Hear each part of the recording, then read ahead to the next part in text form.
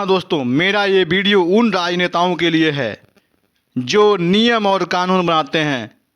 यह मेरा video BTC, BEd, DElEd, NIOS किसी के स्पेशल के लिए व्यक्ति के लिए नहीं है। दोस्तों कृपया मेरी पूरी बातों को सुनें और गौर करें और यह वीडियो आम जनमानस तक, आम जो भी राजनेता हैं उनके पास पहुंचाने की कोशिश करें। दोस्तों धन्यवाद।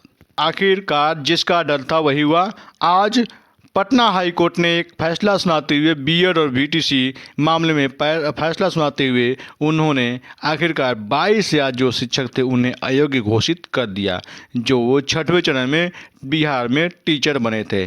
जब ये वहाँ से यह खबर निकल के आई तो इसकी खबर बहुत दूर तक गई और देखते ही देखते यह बिहार से निकल के अन्य प्रांतों में यह आग की तरफ फैल गई कि जो बीएधारी जो हैं बिहार में जिनका सिलेक्शन हुआ था वे अब बाहर हो जाएंगे।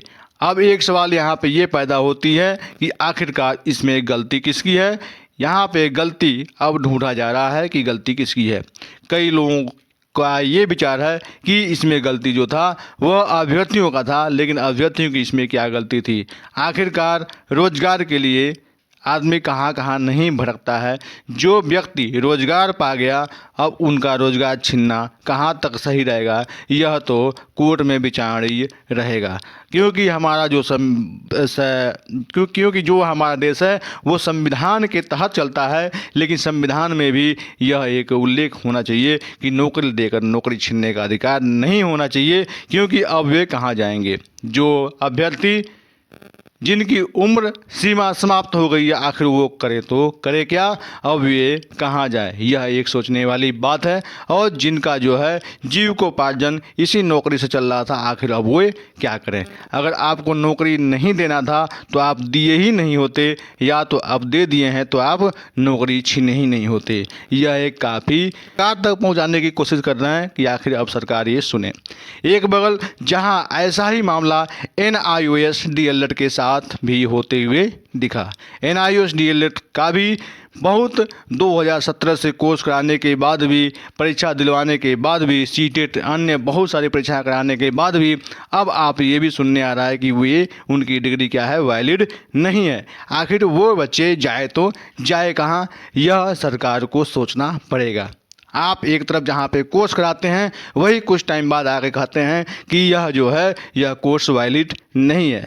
आखिर इसमें कैंडिडेट की क्या गलती है, इसमें सरकार को सोचना चाहिए या उनके लिए बैठक कोई करनी चाहिए कि उनके द्वारा जो 6 साल 10 साल जो टाइम बर्बाद किया गया उसका जिम्मा कौन लेगा और उसका जिम्मेदार कौन है। क्या जिस अभ्यर्थी का 6 साल 10 साल नौकरी पाने के लिए उनकी समय सीमा बर्बाद हुई, इसकी जिम्मेदारी कौन लेगा।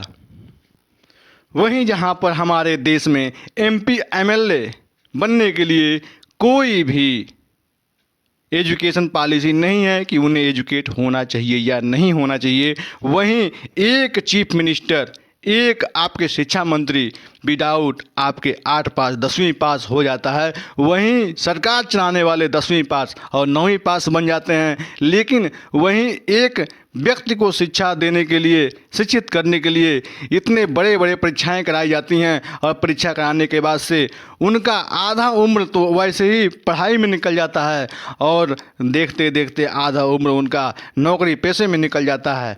अब यह जो 22 या जो लोगों की जो नौकरी छीनी हुई है, आखिर वे जाएं तो जाएं कहाँ। अब क्या इस पे सरकार इस पे फैसला अपना क्या अब सरकार जो है अब अपना रुख क्लियर करेगी इस पे कि अब ये करें तो करें क्या। कुछ लोगों का कहना है कि अब सुप्रीम कोर्ट जाए। सुप्रीम कोर्ट जाने के लिए सभी छात्रों के पास पैसे होने चाहिए। बड़े बड़े वकील हायर करने होते हैं। बड़े बड़े वकीलों को हायर करने के लिए इतने पैसे कहाँ से आएंगे, यह एक सोचने वाली बात है। आखिर में ऐसे व्यवस्थाएं क्यों बनाई जाती हैं जिसमें जो है छात्र हमेशा परेशान रहता है, वही जो राजनेता है वो मौज करता रहता है। एक राजनेता का बेटा वही एमपी एमएलए का चुनाव लड़ता है और जीत जाता है, और आदमी जो अपने लड़के को पढ़ाता लिखाता बहुत उम्मीदों से उसके सपने सकाता है और बाद में जब ये सुनने का आता है कि वो अब पात्र अपात्र हो गया है तो उस पिता के ऊपर क्या उसमें बीतती होगी, जो है सोचने वाली बात है। अब आप सभी भाइयों से निवेदन है कि मेरे इस वीडियो को इतना शेयर करें ताकि उस राजनेता तक पहुँचे मेरी बात जो ये नियम कानून बनाते हैं, या तो उनके लिए भी एक, अब जिस तरह से एक शिक्षक के लिए, एक शिक्षक बनने के लिए टीईटी की आवश्यकता होती है, उसी तरह क्या एक राजनेता बनने के लिए एलईटी की आवश्यकता अब आन पड़ी है। अब जनता को इसका फैसला करना पड़ेगा और जनता को आवाज़ उठाना पड़ेगा कि वही अब नेता बन सकता है जो ग्रेजुएट हो, और ग्रेजुएट होने के बाद से उन्हें एलईटी कोर्स करना पड़ेगा। अब ये जनता को फैसला करना पड़ेगा, क्योंकि एक भर्ती नहीं अनेक भर्तियों में ऐसा देखा गया है, भर्ती ले ली जाती है और बाद में कह दिया जाता है कि आप अपात्र हैं। सही भाइयों को अगर मेरी ये वीडियो अच्छी लगी हुई हो तो इस वीडियो को इतना शेयर करें ताकि जनता तक मेरी बात पहुंचे और आपकी बात पहुंचे, ताकि जो है हमारे देश का जो सिस्टम है उसमें सुधार हो सके। धन्यवाद मित्रों।